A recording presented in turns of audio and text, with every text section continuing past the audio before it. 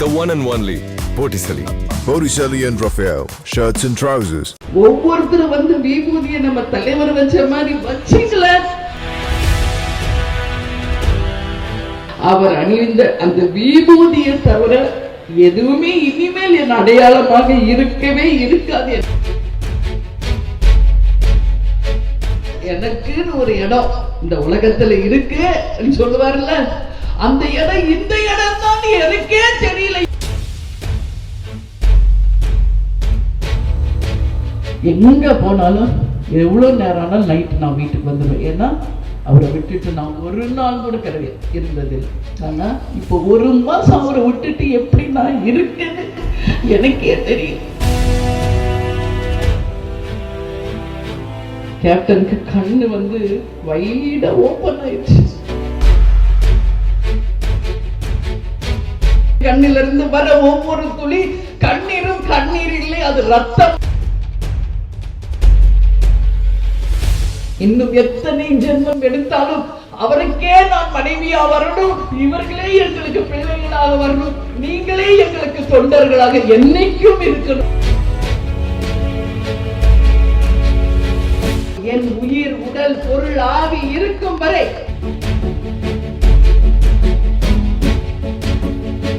எங்க தலைவர் சொன்ன மாதிரி மக்களே மக்களே மக்களே மக்களே மக்கள்.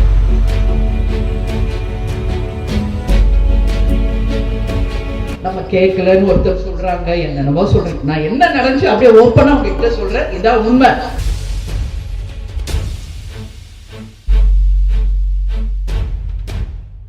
தேசிய முற்போக்கு திராவிட கழகத்தினுடைய கூட்டங்களில் எத்தனையோ பேசியிருக்கேன். ஆனா இன்னைக்கு நம்ம தலைமை கழகத்துல நம்ம தலைவருக்கு ஒரு நினைவேந்தல் படத்திறப்பு அப்படிங்கிறத நிச்சயமாக என்னால் ஏற்றுக்கவே முடியல. ஏறக்குறைய ஒரு மாத காலம் ஆக போகிறது நமது தலைவர் அவர்கள் நம்மை விட்டு மறைந்து. இந்த ஒரு மாசத்துல ஒரு நாள் கூட நம்மால சாப்பிட முடியல, தூங்க முடியல, நிம்மதியாக இருக்க முடியல, சிரிக்க முடியல, எதுவுமே முடியல. ஏன் முடியல? இந்த ஒரு மாதம் இல்லை, ஒரு வருஷம் இல்லை, என்னுடைய உயிர் என்னுடன் இருக்கும் வரை என் வாழ்க்கை இனி இப்படிதான். கேப்டன் எங்க போயிட்டாங்க, கேப்டன் எங்க போயிட்டாரு அப்படின்னு நான் இங்க உட்கார்ந்து பார்த்துக்கிட்டு இருக்கேன். கேப்டன் எங்கேயும் போல. எங்க இருக்காரு? உங்களுக்குள்ள நீங்க இருக்கிறீங்களே, உங்க ஒவ்வொருத்தருக்குள்ளேயும் கேப்டன் இருக்காரு. நீங்க ஒவ்வொருத்தரும் ஸ்டேஜுக்கு வரும்போது உங்கள நான் கேப்டனை பார்த்தேன். அந்த வெள்ளை சட்டை வெள்ளை வேட்டி கட்டி நம்ம தலைவர் வருவாரே கம்பீரமா, அதுல பார்த்தேன். ஒவ்வொருத்தரும் வந்து விபூதியை நம்ம தலைவர் வச்ச மாதிரி வச்சிக்கல, அதுல இருக்கிறாரு நமது கேப்டன் அவரு. எப்பொழுதுமே உங்களுக்கு தெரியும், உங்க அண்ணி நெத்தி நிறைய குங்குமத்தோட தான் இது வரைக்கும் இந்த 33 வருஷம் நான் வாழ்ந்திருக்கேன். என்னைக்கு தலைவர் அவர்கள் மறைந்தாரோ அன்றையிலிருந்து அவர் அணிந்த அந்த விபூதியை தவிர எதுவுமே இனிமேல் என் அடையாளமாக இருக்கவே இருக்காது, என் உயிர் இருக்கும் வரை. அதனால தலைமை கழகத்துக்கு நான் வரும் பொழுதும் தினந்தோறும் தலைவர் அவர்களுடைய நான் சமாதின்னு சொல்லவே மாட்டேன். என்ன அது? கோயில், கேப்டனுடைய கோவில். அது சமாதி இல்லை, ஜீவ சமாதி. அங்க நம்ம தெய்வம் இருக்கிறார். நம்ம கோவில் இனிமேல நம்ம கேப்டன் இருக்கிற இடம் தான். இந்த படிக்கட்டுல தான் நம்ம தலைவரை நாம வச்சிருந்தோம். அந்த படிக்கட்டுல இது வரைக்கும் நான் செருப்பு போட்டு ஏறதே இல்லை, தொட்டு கும்பிட்டு தான் நான் ஏறேன். வர்ற அத்தனை பேருக்கு ஏன் அங்க புகைப்படம் எடுக்கிற? கேப்டனுடைய நினைவுகள் அவங்க வாழ்க்கையில இருக்கணும் அப்படின்றதுக்காக தான். இப்போ தலைவர் அவர்கள் நம்ம கூட தான் இருக்க. இப்ப நான் பேசுறத, நீங்க பேசுறத, இங்க இருக்கிற அத்தனை பேரையும் இங்க எங்கேயோ இருந்து தலைவர் பார்த்துக்கிட்டு தான் இருக்கார். அதுல எந்த விதமான ஐயப்பாடும் யாருக்குமே தேவையில்லை. அவர் புண்ணிய ஆத்மா. இதுவரைக்கும் உலகத்தில் இவரை போல ஒரு புண்ணிய ஆத்மா வாழ்ந்ததாக ஒரு வரலாறும் கிடையாது. இனி அந்த வரலாறு வரப்போவதும் கிடையாது. எப்ப தலைவர் அவர்கள் இறந்த உடனே கருடர்களாக ஆசீர்வாதம் கொடுத்தார்களோ இன்னைக்கு அந்த கருடர்கள் வந்துட்டு இருக்காங்க. கேப்டன் சொல்லுவார், எனக்குன்னு ஒரு இடம் இந்த உலகத்துல இருக்கு சொல்லுவார்ல, அந்த இடம் இந்த இடம் தான் எனக்கே தெரியல, இப்பதான் அது தெரியுது. நம்ம தலைவருடைய இடம் இதுதான். அந்த நிமிஷம் வரைக்கும் நம்ம தலைவரை எப்படி புதைக்க போறோம் என்ன எதுவுமே தெரியாது. கேப்டன் எப்பயும் நான் மருத்துவமனைக்கு செக்கப்புக்கு தான் கூட்டு போறோம். பத்திரிகையிலையும் யூடியூப்லயும் தவறாக செய்திகள் போடும்போது நான் கோவப்பட்டிருக்கேன். ஏன்னா நல்லா இருக்கிற ஒரு சிலர் தப்பா எழுதாதீங்க, நல்லா இருக்காரு தலைவர், நல்லா இருக்காரு. நான் எவ்வளவு வாட்டி உங்ககிட்ட சொல்லியிருக்கேன். அப்பெல்லாம் நல்லா இருந்தாரு தலைவர். செயற்குழு பொதுக்குழுக்கு பிறகு தேசிய முற்போக்கு திராவிட கழகத்தில் நடக்கின்ற முதல் கூட்டம் இந்த கூட்டமா இருக்கணுமா நினைச்சேன் நான் பார்க்கல. தேசிய முற்போக்கு திராவிட கழகத்தின் செயற்குழு பொதுக்குழுல நம்ம அத்தனை பேரும் சந்தோஷமாக தலைவரோட சேர்ந்து அந்த விழாவில் பங்கேற்று எல்லாருக்குடைய உணவு அருந்தி அன்னைக்கு நாள் கேப்டன் அவள் அவ்வளோ சந்தோஷமா இருந்தார். வீட்டுக்கு வந்தார், அவ்வளோ ஹாப்பியா இருந்தார். தப்பு தப்பா போட்டப்ப நான் சொன்னேன், ட்ரெக்கியாட்டமே பண்ணல, செயற்கை சுவாசம் கொடுக்கல, எந்த விதமான இல்ல, இன்ஃபெக்ஷன் நல்லாயிட்டாரு, சீக்கிரம் வருவார், எங்கள் தொண்டர்கள் அத்தனை பேரையும் சந்திப்பாருன்னு நான் சொன்னேன். அதே மாதிரி செயற்குழு பொதுக்குழுக்கு தலைவர் வந்தாரு, சந்திச்சார். அதற்கு பிறகு 15 நாட்கள் அவ்வளவு சூப்பரா இருந்தாரு தலைவர். செக்கப்புக்காக தான் நான் கூட்டு போறேன். அன்னைக்கு 25ஆம் தேதி செக்கப்புக்கு கூட்டு போனோம். அன்னைக்கு கிறிஸ்துமஸ். மியாட் மருத்துவமனை கிறிஸ்துவர்களுடையது, அதனால இன்னைக்கு எந்த டாக்டர்ஸும் இல்லை. 26ஆம் தேதி நீங்க கூப்பிட்டு வாங்கன்னு சொல்றாங்க. எனக்கு பொதுவாகவே 8ன்னா கொஞ்சம் பயம். எப்பயுமே எனக்கு ஒரு சென்டிமெண்ட், 8 26னா ஒரு சென்டிமெண்ட். நான் பயப்படுறேன். இல்லை நான் 25 தலைவரை கூப்பிட்டு வரேன், அப்படியெல்லாம் ஒன்றும் இல்லை, நீங்கள் கூப்பிட்டு வாங்க, இன்னைக்கு ஈவினிங்கு நீங்கள் தலைவரை கூப்பிட்டு போயிடலாம் அப்படின்னு டாக்டர் சேர்ந்து சொல்கிறாங்க. இது மாதிரி உங்களுக்கு தெரியும், 2014 இருந்து இந்த கேப்டன் இறந்த வரைக்கும் எத்தனை ஆண்டு காலம் உலகம் முழுக்க அவர் எத்தனை முறை எத்தனை மருத்துவமனைகளுக்கு அழைத்து சென்று இருக்கிறேன், எத்தனை விதமான ட்ரீட்மெண்ட் கொடுத்துருக்கோம், எவ்வளோ பண்ணியிருக்கோம். அன்னைக்கும் அதே நம்பிக்கையோட சொல்லிட்டு போறேன், ஈவினிங் கேப்டன் வந்துடுவாரு, சமையல் பண்ணி வைங்க, அவருக்குன்றது ஸ்பெஷல் ஃபுட். ஆனா 26 காலையில போனா blood test, urine test, normal test தான் நடக்குது. அப்போ இப்போ கோவிட் இருக்கிறதுனால அதையும் ஒரு டெஸ்ட் எடுப்போம், பாருங்கன்னு பார்த்துட்டு பாசிட்டிவ்னு வந்திருக்கு. நான் என்ன செய்யணும்னு ஒரு 2 நாள் இங்கே இருக்கட்டும், 28 நீங்கள் ஈவினிங் வீட்டுக்கு விட்டு போயிடலாம். மருத்துவர்கள் சொல்லும் ஆலோசனை இது வரைக்கும் நான் தட்டினதே கிடையாது. ஏன்னா நம்மளை விட மருத்துவர்களுக்கு தெரியும். அது மாதிரி 26 ஃபுல் டே அங்கே இருந்தார், 27 ஃபுல் டே அங்கே இருந்தார். நானும் கூடயே தான் இருப்பேன், கேப்டன் கூட, உங்களுக்கு எல்லாருக்கும் தெரியும். 28ஆம் தேதி ஏர்லி மார்னிங் மூச்சு திணறல் ஆரம்பிக்குது 4 மணிக்கு. அப்போ நான் பக்கத்தில் நிற்கிறேன், கையை பிடிச்சிக்கிட்டு தான் இருக்கேன் கேப்டன் கையை. அவங்க எப்பயுமே டாக்டர் சொல்லுவாங்க, நீங்க பேசினாதான் அவர் நல்ல ரெஸ்பாண்ட் பண்றாரு, நீங்க பேசுறது தான் அவருக்கு நல்ல மைண்ட்ல ஏறும். நான் பேசிக்கிட்டே இருக்கேன், கேப்டன் என்ன நான் இங்கே தான் இருக்கேன், உங்க பக்கத்துல தான் இருக்கேன், உங்களுக்கு எதுவுமே ஆகாது, நிச்சயம் நம்ம வீட்டுக்கு போக போறோம், தைரியமா இருங்க தைரியமா இருங்க நான் சொல்றேன். நான் பேசுறது அவருக்கு நல்லா கேக்குது, ரெஸ்பாண்ட் பண்றாரு. ஆனா மூச்சு விட முடியாம சிரமப்படுறாரு, ரொம்ப மூச்சு திணறல் அதிகமாச்சு. நான் கேட்கிறேன் டாக்டர் கிட்ட, என்னாச்சு என்னாச்சு, ஏன் மூச்சு திணறுது?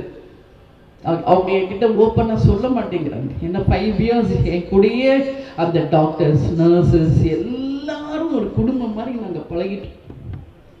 அவங்க சொல்லுவாங்க, கேப்டனுக்கு கிடைச்ச மிகப்பெரிய ஒரு பொக்கிஷன் நீங்க தான், இது மாதிரி எந்த ஒரு பேஷண்டோட ஒய்ஃபும் இந்த மியாட் மருத்துவமனை பார்த்ததா வரலாறே இல்லைன்னு சீஃப் டாக்டர்ல இருந்து எல்லாரும் சொல்லுவாங்க.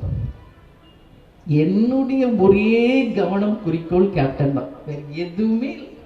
பிரபாஷம் கூட கிடையாது. அவங்கள என்ன சின்னப்ப சோறு விட்டு வளர்த்தேன், அதுக்கப்புறம் அவங்களே வளர்ந்துக்கிட்டேன். என்னுடைய முழு கவனம் 24 hours கேப்டன் மட்டும்தான், வேற எதுவுமே இல்லை. அது பசங்களுக்கு தெரியும். அப்படியே வாழ்ந்தேன். இந்த 10 வருஷம் அவர் சிக்கான பிறகு எங்க போனாலும் எவ்வளோ நேரம் ஆனாலும் நைட்டு நான் வீட்டுக்கு வந்துடுவேன். ஏன்னா அவரை விட்டுட்டு நான் ஒரு நாள் கூட கிடையாது இருந்ததில்லை. ஆனா இப்போ 1 மாசம் அவரை விட்டுட்டு எப்படி நான் இருக்கேன்னு எனக்கே தெரியல.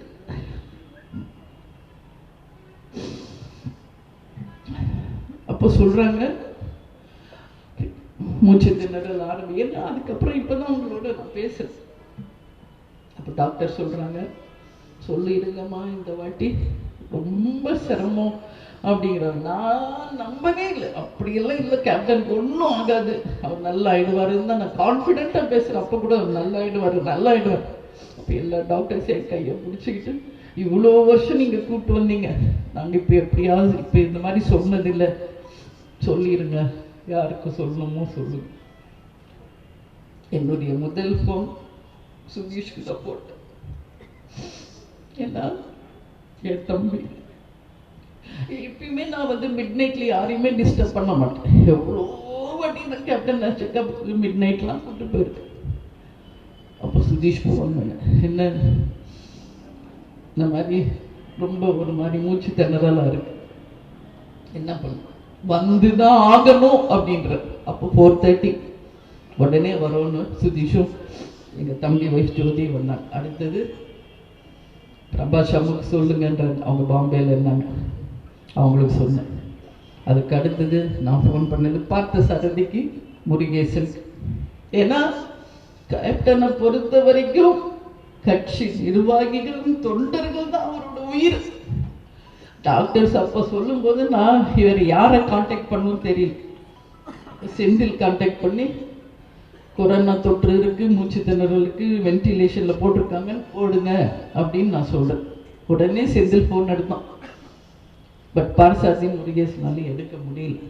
அப்புறம் எங்க சகோதரி கேப்டனுடைய அக்கா மாமா, அவங்க டாக்டர்ஸ் மதுரையில் இருக்காங்க, அவங்க கிட்ட நான் கேட்குறேன் ஃபோன் பண்ணி, ஏன்னா சீனியர் டாக்டர்ஸ் அவங்க, இந்த மாதிரி சொல்றாங்க, என்ன பண்ணணும். அவங்க சொல்றாங்க, ஒன்றும் ஆகாது, நீ தைரியமா இருன்னு எனக்கு ஆறுதல் சொல்றாங்க. கேப்டனுக்கு கண்ணு வந்து வைடா ஓப்பன் ஆயிடுச்சு. இந்த மாதிரி ஆனதே இல்லை அவருக்கு. உங்ககிட்ட சொல்றேன், நான் கேட்குறேன் டாக்டர் கிட்ட, ஏன் கண்ணு இவ்வளோ ஓப்பன் ஆயிடுச்சு? மூச்சு திணறல். கரெக்டாக 2 hours தான். 4 o'clock ஆரம்பிச்சது, 6:10 முடிஞ்சு போச்சு.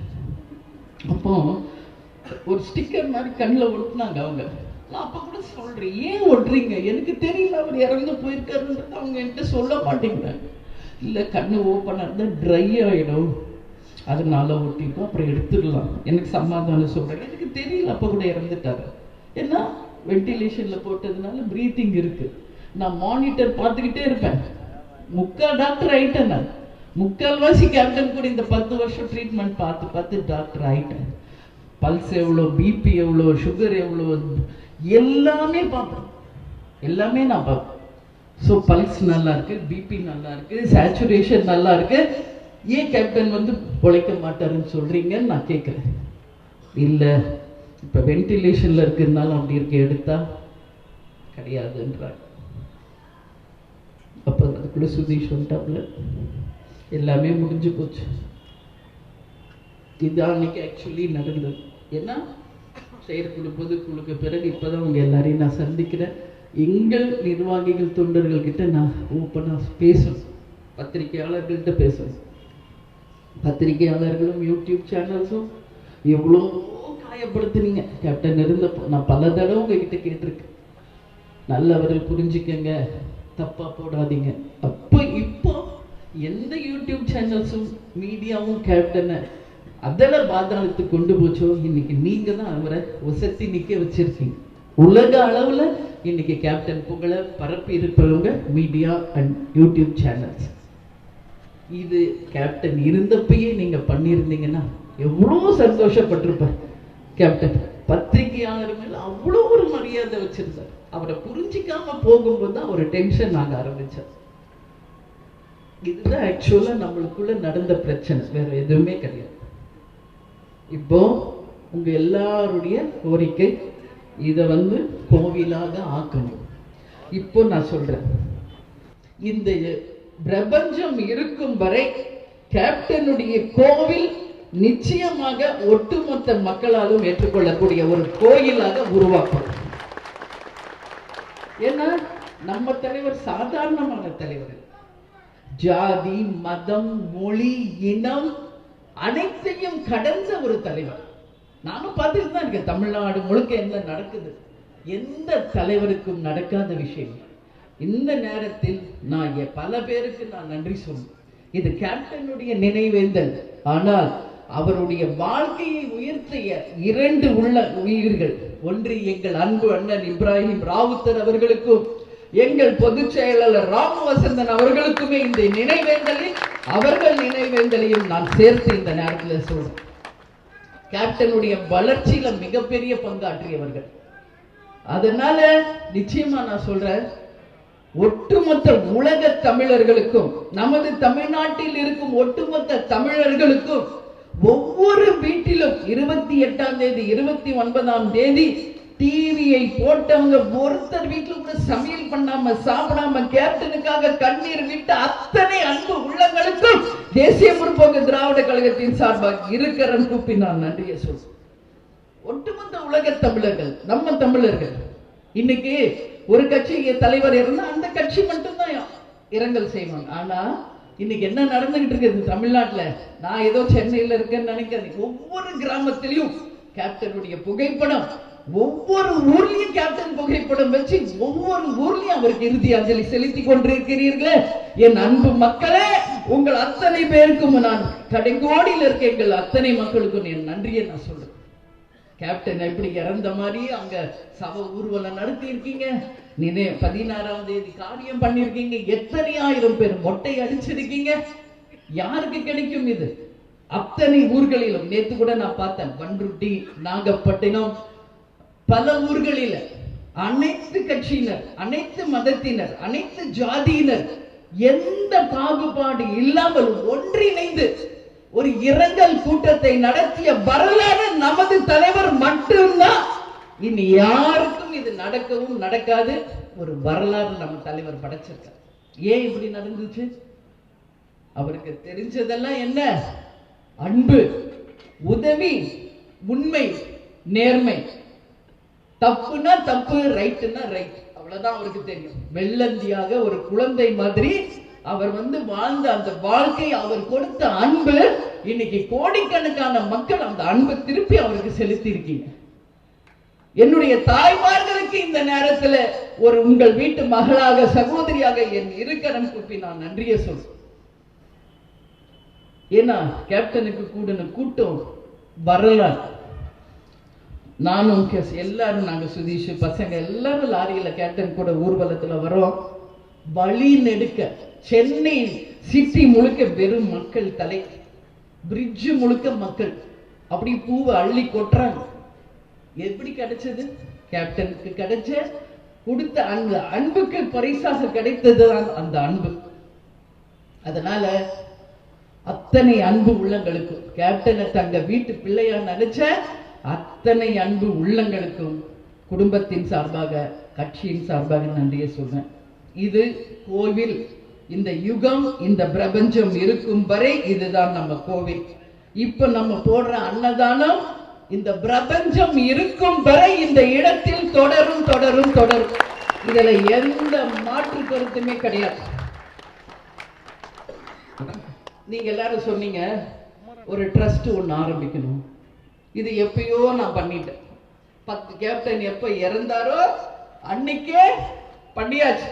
உங்களுக்கு காமிக்கிறேன். முதல்ல வள்ளல் விஜயகாந்த் மெமோரியல் அன்னதானம் ட்ரஸ்ட்.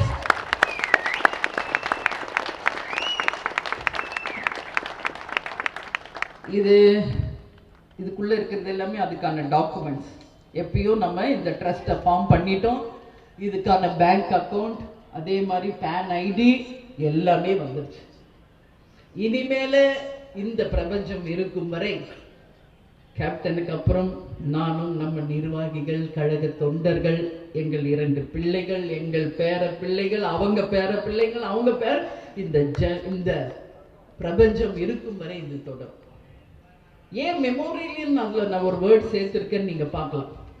வள்ளல் விஜயகாந்த் மெமோரியல் அன்னதானம் ட்ரஸ்ட். அன்னதானம்னா வெறும் அன்னதானம் மட்டும் உதவி இல்லை. மெமோரியல் அப்படின்னு வரும் பொழுது நம்ம பல்வேறு வகையான உதவிகளை நிச்சயம் அதுல அந்த ட்ரஸ்ட் மூலம் பண்ணலாம். கேப்டன் நமக்காக ஒரு தங்க பாதையை அமைத்து கொடுத்துட்டு போயிருக்காரு. யாரும் எதுக்கும் கவலைப்படாதீங்க. அவரை பிரிஞ்ச துக்கத்துல நான் அழுதுகிட்டு இருக்கேன். கண்ணில் வருது தண்ணி, என்னால் அடக்க முடியல. நம்ம அண்ணன் டாக்டர் இளங்கோ அவர்கள் கூட சொன்ன, நீங்க அழுக கூடாது. மோகன்ராஜன் கூட சொன்னார், உங்களை பார்த்து தொண்டர்கள் தொய்வடைஞ்சிடக்கூடாது. என் தொண்டர்களுக்கு தெரியும், என் கண்ணிலிருந்து வர ஒவ்வொரு துளி கண்ணீரும் கண்ணீர் இல்லை, அது ரத்தம் மாதிரின்றது உங்களுக்கு தெரியும். கேப்டனும் நானும் வாழ்ந்த வாழ்க்கை யாருக்கும் தெரியாது. என் அன்பு கணவரை நான் இந்த ஜென்மத்தில் நான் பெற்றது அந்த தெய்வங்களுக்கு இந்த நேரத்தில் நான் நன்றி சொல்றேன். இன்னும் எத்தனை ஜென்மம் எடுத்தாலும் அவருக்கே நான் மனைவியா வரணும், இவர்களே எங்களுக்கு பிள்ளைகளாக வரணும், நீங்களே எங்களுக்கு தொண்டர்களாக என்னைக்கும் இருக்கணும்னு சொல்லி இந்த நேரத்தில் நான் கேட்டுக்கிறேன். ஏன்னா இது போல ஒரு உண்மை தொண்டர்கள் வேறு எங்கேயுமே பார்க்க முடியும். எப்படி தலைவரோ அதே மாதிரிதான் தொண்டர்களாகி நீங்களும். எதுவுமே நமக்கு தெரியாது, வெள்ளந்தியாவே வாழ்ந்துட்டோம். சூழ்ச்சின்னா என்னன்னு தெரியாது, மற்றவங்களை ஏமாத்துறதுன்னா என்னன்னு தெரியாது, அடுத்தவங்களுக்கு துரோகம் பண்றது என்னன்னு நம்மளுக்கு தெரியாது. இந்த எல்லா சூழ்ச்சியும் இன்னைக்கு தலைவர் மாற்றதுனாலதான் இன்னைக்கு நம்மளுடைய பாதை எங்கெங்கயோ மாறி போயிடுச்சு. ஒண்ணு மட்டும் உங்களுக்கு சொல்றேன், நீங்க ஏதோ என்னைய ஜான்சி ராணின்னு சொல்லுவீங்க, ஏன் இப்படி சொல்றீங்கன்னு கூட நான் யோசிப்பேன். அந்த குழந்தைய முதுகுல தூக்கி வச்சுக்கிட்டு அந்த போர்ல வென்று, அந்த போர்ல மிகப்பெரிய வெற்றியை அந்த ஜான்சி ராணி பெற்றாங்க. தலைவர் நமக்காக கொடுத்துட்டு சென்ற அந்த பணியை உங்ககிட்ட சொல்றேன். உங்கள் அண்ணியாக, ஜான்சி ராணியாக, இந்த கட்சியின் காவல் தெய்வமாக நிச்சயமாக தலைவர் நமக்கு கொடுத்து சென்ற அந்த பணியை எந்த காலத்திலும் நான் விடமாட்டேன். உங்களுக்காக என் உயிர், உடல், பொருள், ஆவி இருக்கும் வரை இனிமேல் என் வாழ்க்கை எங்க தலைவர் சொன்ன மாதிரி மக்களே மக்களே மக்களே மக்களே மக்களுக்காக வாழ்ந்தார்ல, அந்த மக்களுக்காக தான் இனிமேல் எங்க வாழ்க்கை. மக்களுக்காக தான் வாழ்க்கை. இந்த 30 நாள் இந்த சடங்குகள் எல்லாத்துக்கும் நான் பொறுத்துக்கிட்டு இருக்கேன். தலைவர் எப்படி போனாரோ ஒரு கிராமமாக, அது போல உங்களோட ஒரு கிராமத்திற்கும் நான் வருவேன். ஒவ்வொரு கிராமத்துக்கும் வருவோம். அத்தனை மக்களையும் சந்திக்க போறோம்.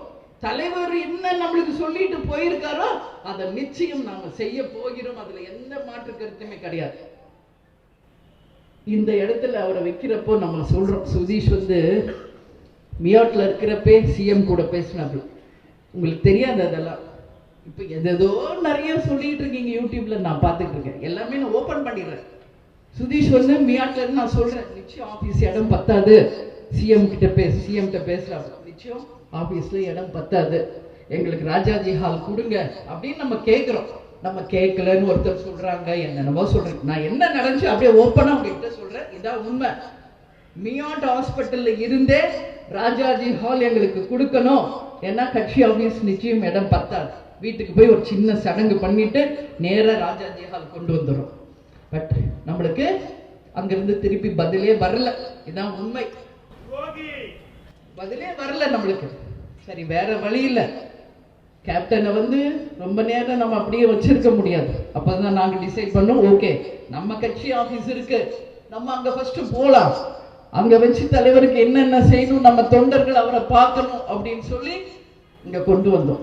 நீங்க பாத்தீங்க எந்த அளவு அன்னைக்கு ஜனம் நெருக்கடி. முதலமைச்சரே வீட்டுக்குள்ள வர முடியல. இங்க வந்த மந்திரிகள், கவர்னர்ஸ், ஆர்டிஸ்ட் எல்லாரும் அவ்வளவு கஷ்டப்பட்டு உள்ள வந்தாங்க. எல்லாருக்குமே அது தெரியும். மறுநாள் இதை விட மிக அதிகமாக கிரவுட் வரப்போகுதுன்றது நிச்சயம் எனக்கு தெரியும். அப்போ உதயாநிதி எல்லாருமே கூட தான் இருந்தாங்க. அப்போ நான் அவங்களோட பேசணும், நிச்சயம் இந்த இடம் பத்தாது, ராஜாஜி ஹால் நமக்கு கொடுக்க மாட்டேங்கிறாங்க, வேற ஏதாவது இடம் கேட்கணும் அப்படின்னு பேசணும்னு நினைக்கிறோம். அப்போ நம்பர் எனக்கு யார் நம்பரும் எனக்கு தெரியாது, யார்கிட்டயோ கேட்கிட்டேன். அப்புறம் பிரபா கிட்ட உதயா நம்பர் இருந்துச்சு. பிரபா கிட்ட சொன்னேன், உதயாவுக்கு ஃபோன் போடு. ஏன்னா இங்கே தான் இருந்தாப்புல 1 hour.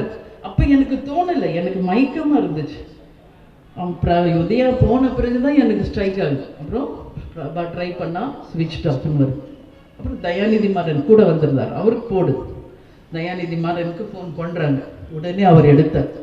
அப்போ நான் பேசுகிறேன் தயாநிதி மாறன், நிச்சயமாக கட்சி அலுவலகம் நிச்சயம் இடம் பத்தாது, எங்களுக்கு மாற்று ஒரு இடத்தை அரசாங்கம் தர வேண்டும் அப்படின்னு நான் சொல்கிறேன். உதயாக்கு ஃபோன் பண்ணும், எடுக்கல. சிஎம் கிட்ட நீங்கள் சொல்லுங்கள், நாங்கள் சொல்கிறோம். அவர் சொல்கிறார், 10 நிமிஷம் எனக்கு டைம் கொடுங்க, நான் லைனில் வரேன். மறுபடியும் வரவே இல்லை. மறுபடியும் நான் ஃபோன் பண்ண சொல்கிறேன் தயாநிதி மாறனுக்கு. மறுபடியும் ஃபோன் பண்ணி எனக்கு கனெக்ட் பண்ணுறாங்க. அப்போ எடுத்தார். அப்போ சொல்கிறாரு, ராஜாஜி ஹால் கிடையாது, ரெனிவேஷன் ஒர்க் போயிட்டுருக்கு, அதனால ராஜாஜி ஹால் கொடுக்க முடியாது, வேற ஏதாவது இடம் நீங்கள் சொல்லுங்கன்னு நான் சொல்கிறேன். சென்ட் ஜான் ஸ்கூலுன்னு ஒன்று, இங்கே ஜீசஸ் கால்ஸ்ன்னு ஒரு இடம், அந்த கிரவுண்ட், அதெல்லாம் சொல்கிறேன். நான் சொன்னேன், நிச்சயம் அந்த இடமெல்லாம் பத்தாது, ஏன்னா எந்த அளவுக்கு கேப்டன் க்ரௌடு வரும்னு எங்களுக்கு தெரியும், நிச்சயம் அது பத்தாது. வேற என்ன, வேற ஏதாவது நீங்கள் சொல்லுங்கள். தீவுத்திடல்னு நான் சொல்கிறோம். தீவுத்திடலா, ஒரு 1/2 hour டைம் கொடுங்க, நாங்கள் இப்போ பேசிட்டு வரோம். அப்புறம் பேசிட்டு மறுபடியும் கொஞ்சம் நேரம் கழிச்சு லைனில் வந்தார். அப்போ சொல்கிறாரு, அப்பயும் நான் கேட்குறோம், ராஜாஜி ஹால் கொடுங்க, இல்லை அது ரூல்ட் அவுட், அதை பற்றி பேசாதீங்க, அது முடியாது. அப்போ நான் இம்மீடியட்டாக சொல்கிறேன், ஓகே இந்த ஸ்கூல் கிரவுண்ட்லாம் எங்களுக்கு பத்தாது, தீவுத்திடல் ஓகே பண்ணுங்கன்னு சொல்கிறேன். உடனே அடுத்த 10வது நிமிஷம் தீவுத்திடல் ஓகே அப்படின்ட்டாங்க. அப்போது என் கூட சுதீஷ், முருகேசன், பார்சாரதி எல்லாரும் என் பக்கத்தில் தான் உட்காந்துருக்காங்க. அப்போ அவங்க ஃபோன் அதுக்கப்புறம் நான் பேசல, அவங்க கிட்ட கொடுத்துட்டேன். தீவுத்திடல் ஓகேன்னு சொல்லிட்டாங்க. அதுக்கப்புறம் நீங்கள் பேசுங்கன்னு நான் கொடுத்துட்டேன். அதுக்கப்புறம் நடந்தது உங்களுக்கு தெரியும். இவங்க எல்லாரும் கிரவுண்டுக்கு போயிட்டாங்க. முதலமைச்சர் அவர்கள் நிச்சயமாக இந்த நேரத்தில் தமிழக அரசுக்கும் கேப்டனுடைய இறுதி பயணத்தில் கலந்து கொண்ட அத்தனை தலைவர்களுக்கும், கலைத்துறையை சேர்ந்தவர்களுக்கும், எங்கள் தொண்டர்களுக்கும், பொதுமக்களுக்கும் தேசிய முற்போக்கு திராவிட கழகத்தின் சார்பாக நன்றியை சொல்றேன். காவல்துறை இன்னைக்கு வரைக்கும் சிறப்பாக காவல் காத்துக்கிட்டு இருக்கீங்க. அதே போல பத்திரிகை நண்பர்கள், யூடியூப் சேனலை சேர்ந்த சகோதர சகோதரிகள் எல்லாருக்குமே இந்த நேரத்தில் எங்கள் நன்றியை நான் தெரிவிச்சுக்கிறேன். ஏன்னா அதற்கு எல்லாம் மேல இந்த உட்கார்ந்து இருக்காங்க பாருங்க, எங்கள் தொண்டர் படை. அவங்களுக்கு கேப்டனை தவிர ஒண்ணுமே தெரியாது. அவங்களுக்கு உயிர், உடல், பொருள், ஆவி, வாழ்க்கை எல்லாமே கேப்டன் தான். அவங்களுக்கு வேற எதுவுமே தெரியாது. அன்னில இருந்து கேப்டன் எப்போ கேப்டன் கேப்டன் கேப்டன், அதை தவிர ஒண்ணும் தெரியாது. இந்த நிமிஷம் வரைக்கும் அந்த சமாதியிலையும் இந்த கூட்டத்திலையும் அவங்க படுற அவஸ்தை உங்க அண்ணியா இல்ல, உங்க அண்ணையாக நான் ஒரு நாளும் பார்த்துக்கிட்டு இருக்கேன். எங்கள் தொண்டர் படைக்கு இந்த ராயல் சல்யூட் சொல்றேன் இந்த நேரத்தில், ராயல் சல்யூட். ஏன்னா இந்த மாதிரி ஒரு உண்மை அன்பு உள்ளங்களை பெற்றதுதான் கேப்டன் பெற்ற பாக்கியம். ஒண்ணு மட்டும் சொல்றேன், யாரெல்லாம் நம்பி இருக்கீங்களோ உங்களை எல்லாம் வாழ வச்சு அதன் மூலம் அழகு பார்க்கக்கூடிய ஒரு அன்னையாக தான் நிச்சயமாக என்னுடைய வாழ்க்கை இனிமேல இருக்குன்றதை மட்டும் நீங்க எல்லாரும் தைரியமா முடிவெடுத்துக்க.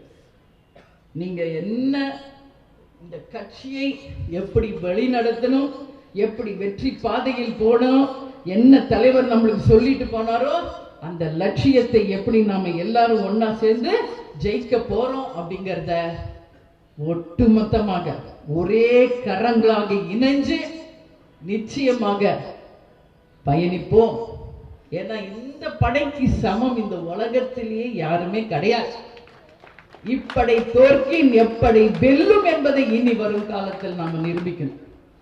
அதனால நம்ம தலைவரே போயிட்டார், இனிமேல இந்த தலைவரை நம்ம எப்ப பார்க்க போறோம் தெரியாது.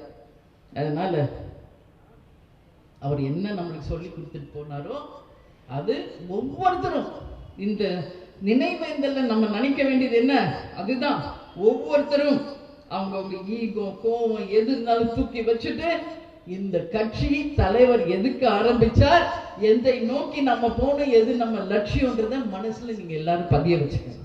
தலைவர் எங்கேயும் போல. உங்ககிட்ட நான் சொல்றேன், பிறந்த குழந்தையில் இருந்து இறந்து சுடுகாடு செல்லும் வரை அனைவருக்கும் ஏதோ ஒரு வகையில தலைவர் உதவி செஞ்சிருக்கார். அந்த உதவி மூலம் தலைவர் அவர்கள் நிச்சயம் நம்மோட வாழ்கிறார். அன்னதான பிரபு அவர். ஐயப்பனுக்கு தான் அந்த பேர். என்ன பொண்ணு பார்க்க வந்தப்போ ஐயப்பனுடைய மாலையை போட்டு காவி வேட்டி கட்டி தான் வந்தார். அந்த அன்னதான பிரபுவே நான் இன்னைக்கு பார்க்கிறேன். அந்த அன்னம், அந்த உணவு இருக்கும் வரை, இந்த உலகம் இருக்கும் வரை கேப்டனை யாரும் மறக்கவும் முடியாது, மறைக்கவும் முடியாது, அழிக்கவும் முடியாது. அந்த ஒரு பருக்கையிலும் கேப்டன் இருக்கிறார். அந்த ஒவ்வொரு உணவிலும் கேப்டன் இருக்கிறார். அவர் செய்த அந்த ஒரு உதவியிலுமே நமது தலைவர் அவர்கள் இருக்கிறார்.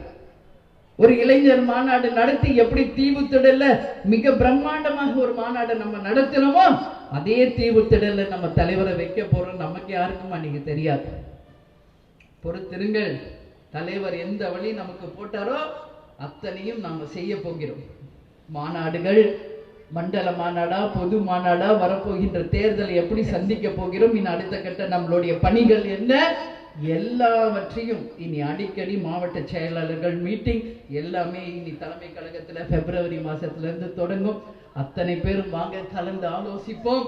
ஒரு கை ஓசை தராது, பல கை சேர்ந்தால்தான் அது வெற்றி கனியை நம்ம தலைவர் கையில என்னைக்கு அவர் காலடியில பதிய வைக்கிறோமோ அந்த நாள் தான் நம்ம தலைவருக்கு நாம் செய்கின்ற உண்மையான நினைவேந்தல். அதுதான் கேப்டனுக்கு நம்ம செய்கின்ற அந்த உண்மையான கடமை என்பது இந்த நேரத்தில் உங்க எல்லாருக்குமே சொல்றேன். அதனால இப்போ கட்சி தொய்வு, தலைவர் இல்ல, நான் இன்னைக்கே சொன்னதுதான் உங்ககிட்ட சொல்றேன்.